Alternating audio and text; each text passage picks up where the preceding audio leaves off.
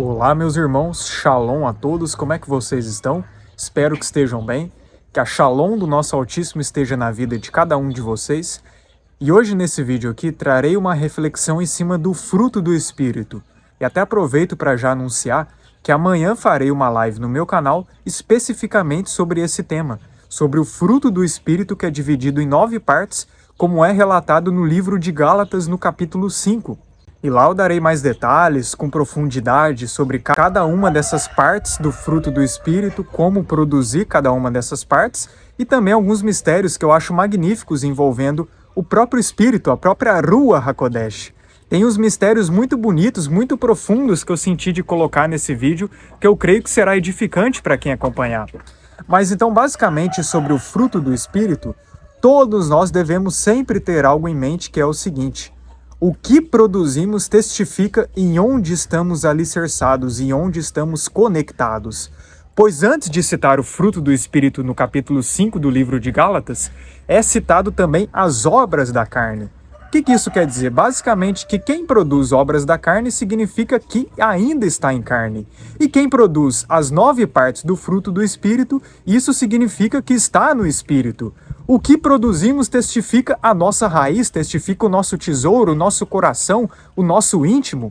Por isso que todos nós devemos ter muito cuidado e sempre nos autoavaliarmos se estamos realmente fazendo a vontade do Pai ou se não estamos fazendo a vontade do Pai. E se não estamos fazendo a vontade do Pai, algo tem de errado. Muitas vezes a gente cai em brechas, a gente cai em tentações, isso é fato, mas para outros casos pode ser muito bem porque a pessoa não está conectada nesse alicerce, nessa raiz, que é justamente o Espírito Santo, a Ruach HaKodesh.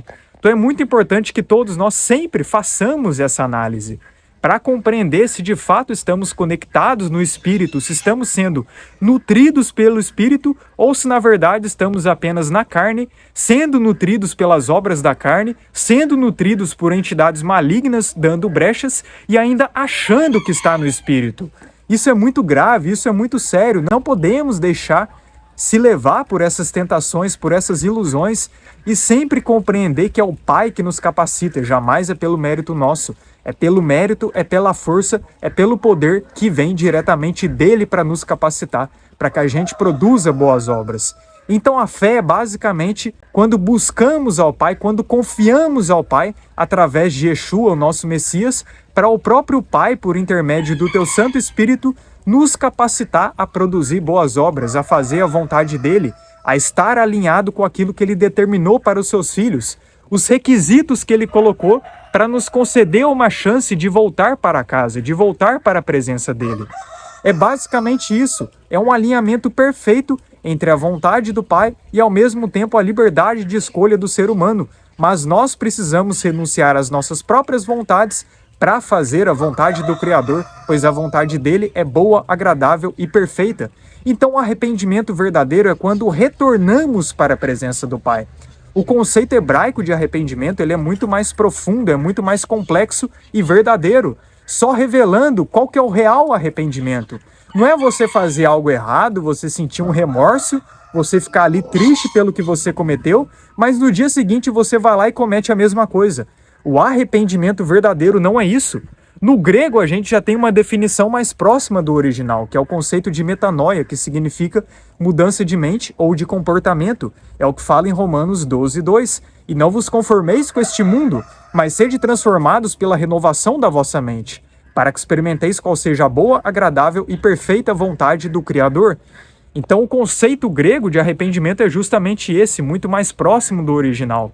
Mas ainda assim nem se compara com esse conceito hebraico, que é basicamente o conceito de techuvá, que é esse retorno para o centro da vontade do Pai. É esse retorno literal para a presença dele. Ainda mais quando temos esse entendimento, que eu busco aqui expor no meu canal constantemente, que é o da pré-existência.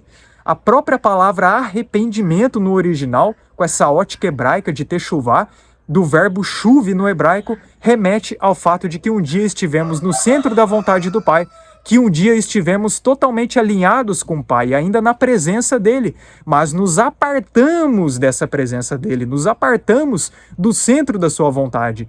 É por isso que em Romanos 3 vai falar que todos se extraviaram. E esse extraviar significa sair do caminho original, sair do caminho reto, se desviar, se afastar.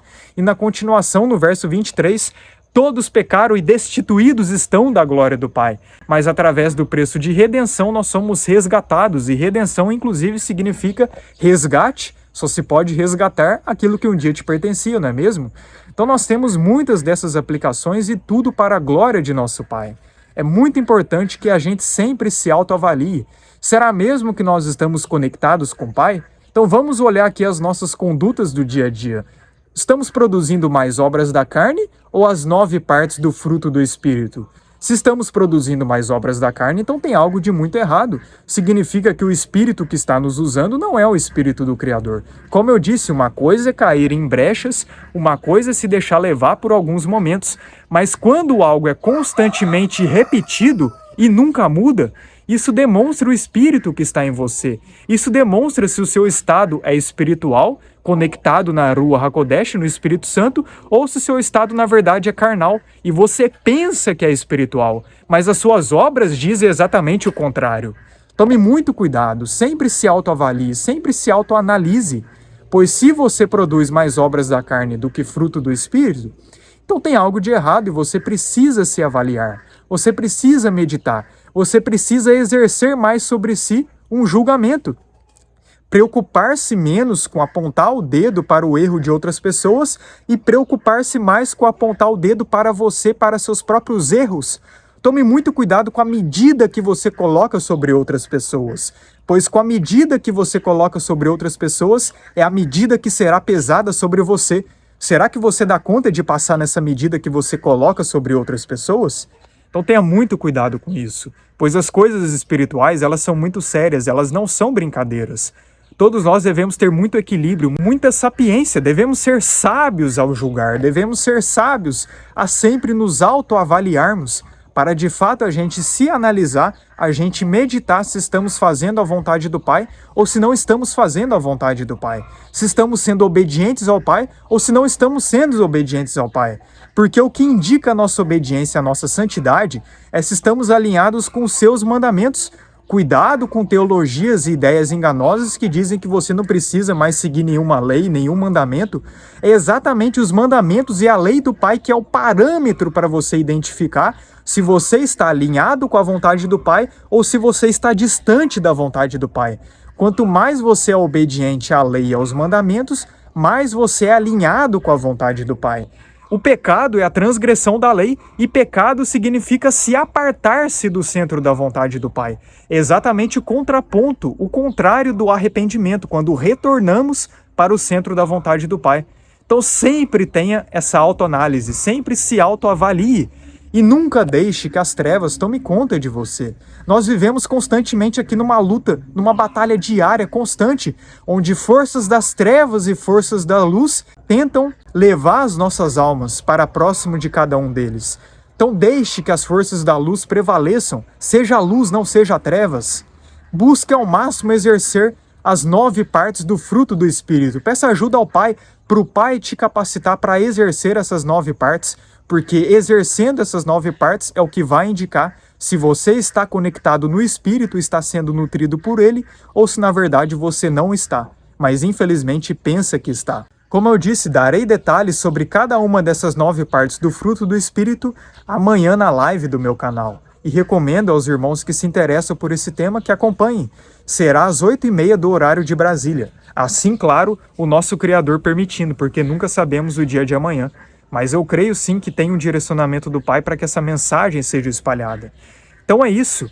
Avalie se o que você está produzindo realmente indica se vem do alto ou se na verdade vem da carne ou vem de baixo mesmo, ou vem das trevas. Pois é muito sério nós sempre constantemente nos julgarmos, nos autoavaliarmos, pois o que sai de nós testifica o que está dentro de nós, o que está intrínseco em nós. Pode uma árvore boa produzir maus frutos? Pode uma árvore má produzir bons frutos? Pode alguém plantar uva e colher espinheiros? Pode alguém plantar banana e colher pimenta? Pode alguém plantar maldições e colher bênçãos? Pode alguém plantar obras da carne e receber a presença do Criador? Ou pode alguém plantar fruto do Espírito e receber maldições? Então a conta não fecha, entende? É por isso que é muito importante sempre você estar se autoavaliando e sempre buscando o refúgio no Pai, sempre se humilhando e pedindo totalmente o direcionamento dele, pois é ele que pode te capacitar para você estar totalmente alinhado ao centro da vontade dele, pois a vontade dele é o que vai te levar de volta para casa. Tudo que vem de bom diretamente de você é o Pai que te capacita. Já tudo que você faz de mal, isso sim está intrínseco em você.